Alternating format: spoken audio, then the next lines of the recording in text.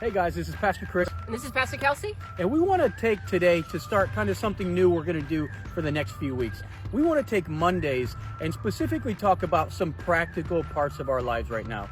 As a church, everything that we do centers around our spiritual life and our spiritual growth. But we also believe that we're called to serve and love God with all of our heart, soul, mind, and strength.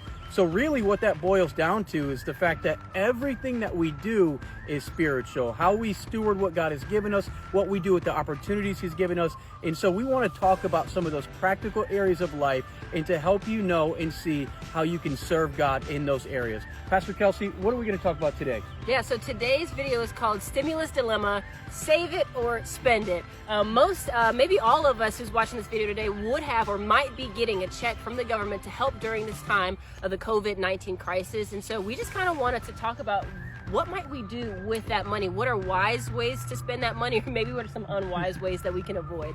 So I would say for me personally, number one, I would just encourage you, if you're a Bible-believing Christian, if you're someone who believes in the principle of tithing, I would encourage you, go ahead and tithe on it. I know for me, this might be showing my cards a little bit, but when I tithed on it, I put in the memo, take the stimulus tithe before I spend it, just because I know myself. But I want to encourage you, first of all, there's never any obligation to tithe. Don't tithe because I'm telling you to on a video. But if you're someone who believes in that principle, I know for me, it's just my way of saying, listen, God, ultimately, you're my provider, not my job, not the government. And so I'm trusting you and giving this back to you. And so my first encouragement would be, go ahead and tithe on it. Yeah, that's really good. I think the second option for this would be, some of us right now, maybe you're not working and maybe you need to use that check exactly for what it was intended for, and that is to help pay some bills to get through this season.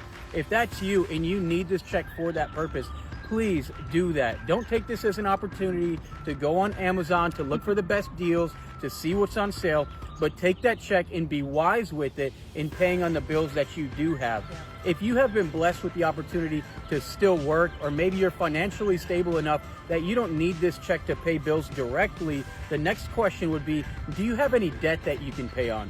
Paying back debt is a biblical principle.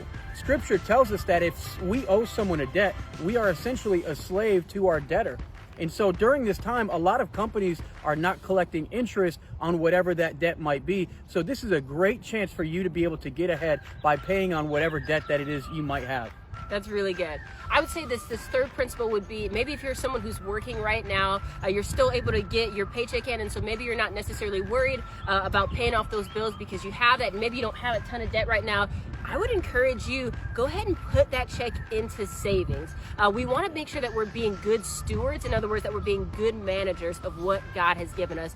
And to be honest, even though we know we serve a God who's in control, we just don't know exactly how everything's going to look 2 weeks from now, a month from now, 3 months from now. And so I would encourage you, I know many people are actually walking through the Dave Ramsey Financial Peace, or at least they were. And one of the first things he recommends is go ahead and get an emergency fund in place, because we just don't exactly know what's going to happen. Yeah. And here's the best part. If you end up not needing it for an emergency, now it's just like a rainy day fund, so you can kind of do with it what you will. But that would be number 3. Yeah.